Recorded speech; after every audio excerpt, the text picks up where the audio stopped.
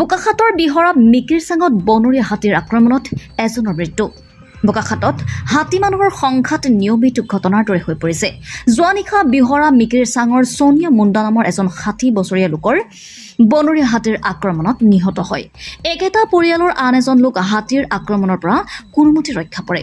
হাতী খেদিবলৈ ফটকা, তেল, টৰ্চ ইত্যাদি যোগান নিদিয়াৰ অভিযোগ বন বিভাগৰ বিৰুদ্ধে ৰাইজৰ।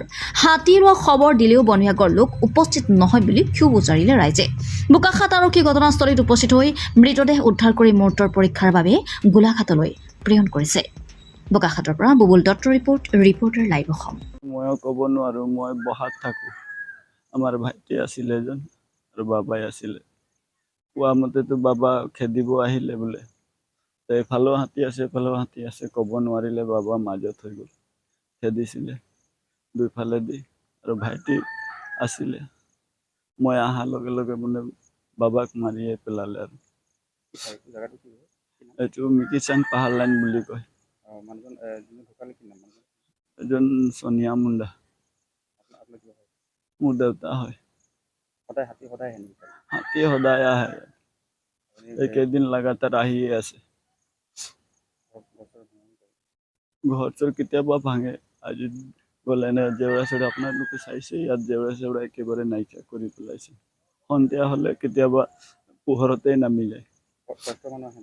ফৰেষ্টৰ পৰাতে একো মাতিলেও নাহে, খেদিব নাহে, আমি একো প্ৰডাকশ্যনেই নাপাওঁ। আগতো তেলো দিছিলে, বমো দিছিলে, কিন্তু এতিয়া একোৱেই নিদিয়ে। চাৰ্জাৰ টৰ্চো এটা নাই আমাৰ পাহাৰ লাইনত, এটা বোলে চাৰ্জাৰ টৰ্চো আমি পোৱা নাই, বোলে আমি বোলে দূৰৰ পৰা গ'লে দেখি পাম, একো ফেচিলিটিয়ে নাপাওঁ আমি। একো নাই, ফোন কৰিলে হয় যাম বুলি কয় আৰু নাহে। আহিছিলে, বোকাঘাট লৈ যাম বুলি ক'লে, তহঁতি যাব নালাগে বুলি ক'লে, এনে হেৰাচমেণ্ট হ'ব বুলি ক'লে। যেতিয়া ফোন কৰিম তেতিয়া গুচি যাবা বুলি ক'লে।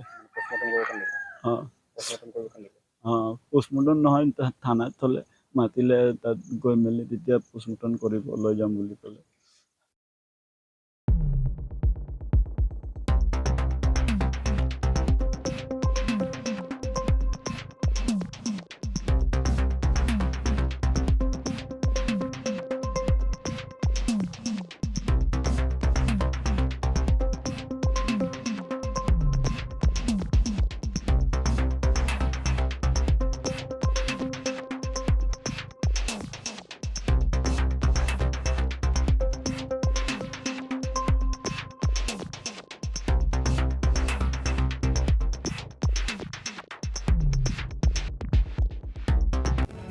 Reporter live Assam. নিৰ্ভীক